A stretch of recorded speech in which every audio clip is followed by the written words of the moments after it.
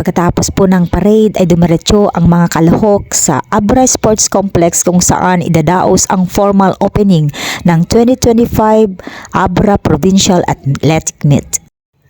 At alam nyo pa pala guys, bago pa masindihan ang torch na ito ay nagkaroon ng konting aberya.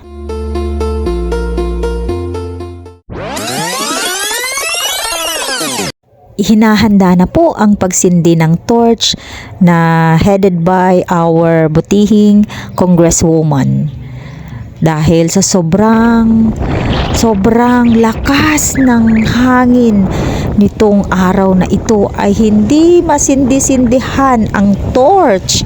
Ang hirap-hirap nilang sindihan ang torch guys. Nakuhanan ko pa talaga ang lakas ng simoy ng hangin na para tilang sumisipol. As in, napakalakas guys. Hindi kaya.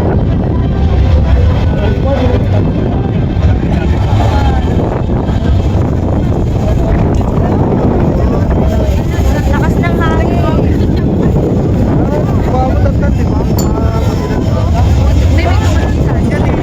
Napakalakas. Nagpigsa gamin angin sika. Dahil po sa sobrang lakas ng hangin, hinayaan na lang yung isang ekspertong nagsindi. At ayan, sa wakas nasindihan na rin sa ilang attempt na pagsisindi. Nasindihan na rin. Thank you Lord. Pagkatapos sindihan ay ayun, nag-proceed sila sa flag raising kung saan lahat ng kalahok kasama ang bandila ng Pilipinas ay tataas ang bandila ng mga kalahok. Pagkatapos po ng seremonyas ay nag-proceed sila sa loob ng Abra Sports Complex kung saan ipapahayag nila ng formal ang opening ng 2025 Abra Provincial Athletic Meet.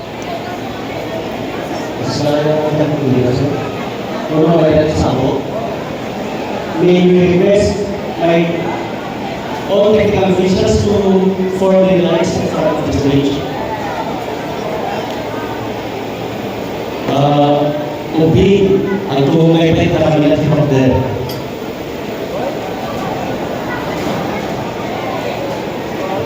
technical officials for all the sports disciplines, please line up for the oath of technical officials.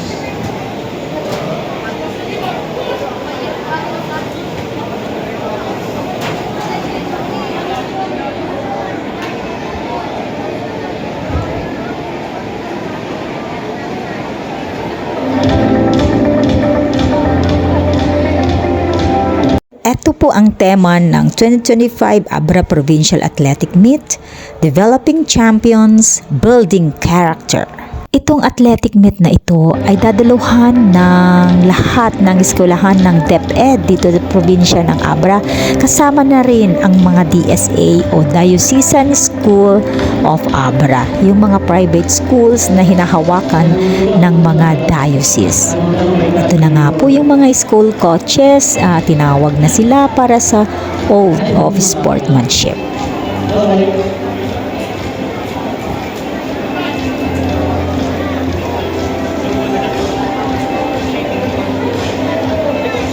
Let's all raise our right hand and please repeat after me.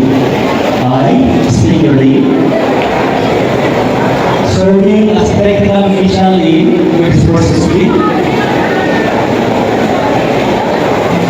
for the 2025 Provincial Athletic Meet. Do hereby solemnly swear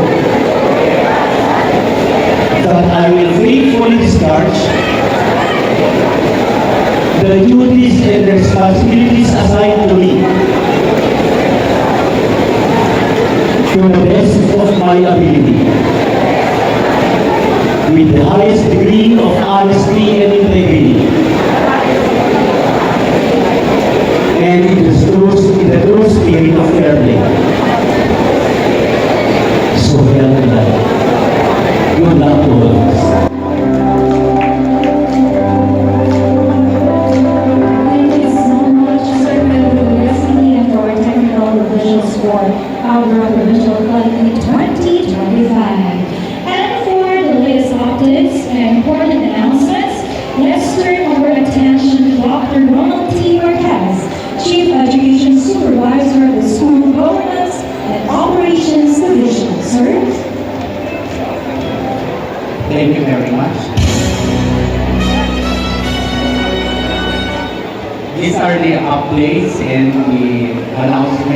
pagganap of the 2025 Abra Provincial Athletic Meet.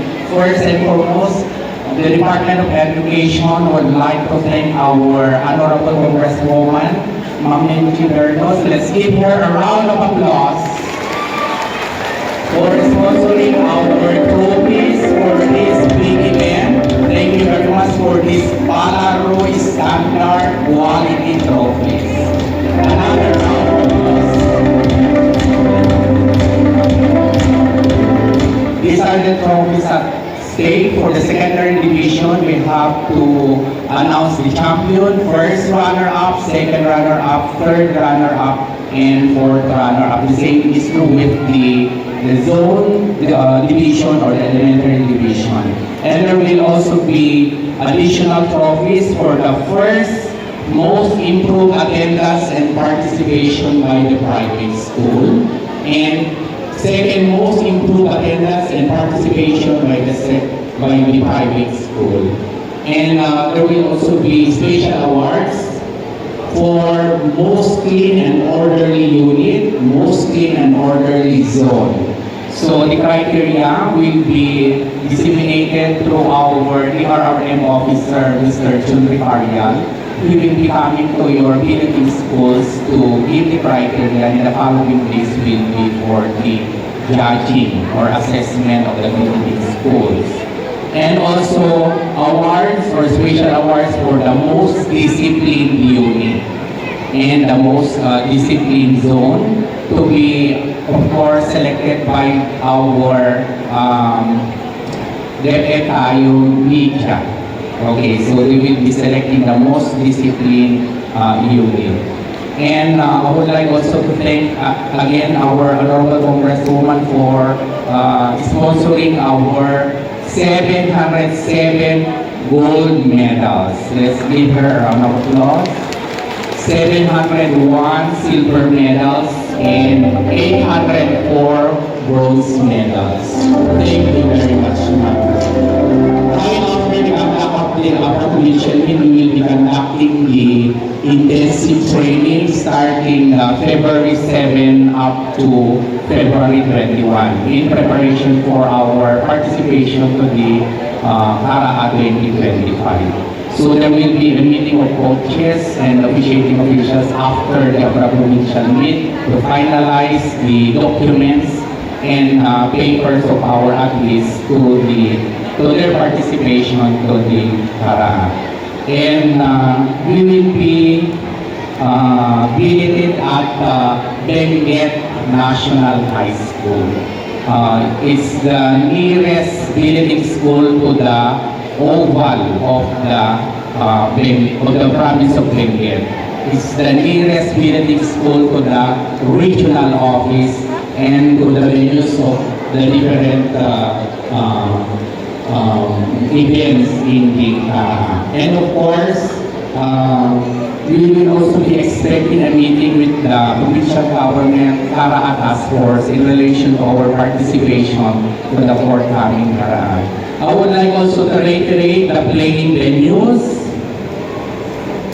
First, we have the Archery Abra Sports Complex, Arnis Abra High School, Badminton Abra Sports Complex Gymnasium, Baseball and Softball Cristina B. Gonzalez Memorial National High School. We have already coordinated with the school principal for hosting the baseball and softball. And basketball, as promised by our Honorable Congresswoman, we will be playing the basketball or we will be conducting the basketball event at the UAG. Wow, Okay. bongga. Thank you very much, ma'am. Yay! May aircon. And the billiards to be identified later. This will be announced by our sports coordinator, Sir Garcia. In boxing, Pangedwe Central School Stage, dance sports, Abra High School Gymnasium, football at the Abra Sports Complex, futsal, Sinapangan Elementary School Gymnasium, and we have also lawn tennis, Alta Court, Sepak Takraw, University of Abra Ground, Table Tennis, Multipurpose Building of our Sports Complex, Taekwondo, Bangkit West Central School Gymnasium, including volleyball, wushu, and pencash silat at Bangkit West Central School Gymnasium.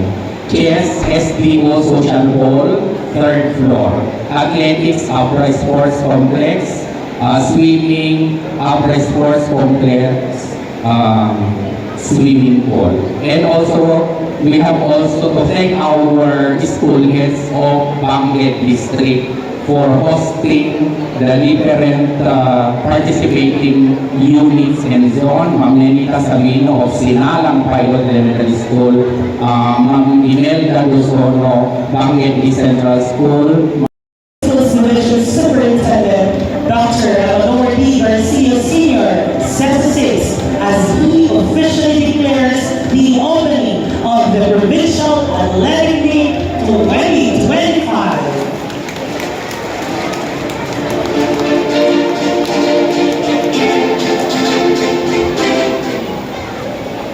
By individual authority vested in me as the school's division superintendent, Department of Education, Schools Division of Abra, and for all loving, sports loving and peaceful loving upbringing, I hereby declare the 2025 Provincial Athletic Meet officially open.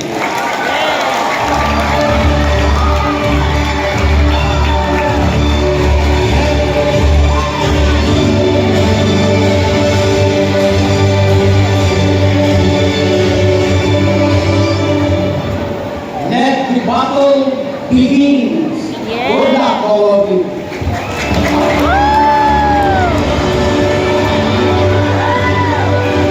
Dr. Eleanor D. Garcia. To all the coaches and athletes, enjoy the competition and best luck to all of you. This is Alexi Myler. Let's wrap it up. Let the games begin!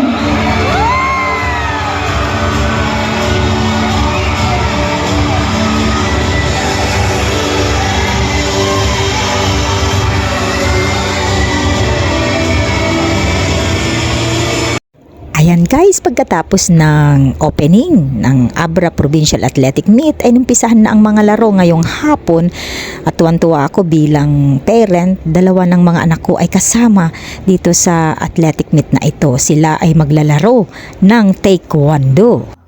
Thank you for watching again guys. Maraming salamat sa inyong mga suporta. At sa lahat ng hindi pa nakapag-subscribe sa aking channel, please you may do. This is Miss Jamie Baliena channel. Thank you very much and my God bless us all. Goodbye!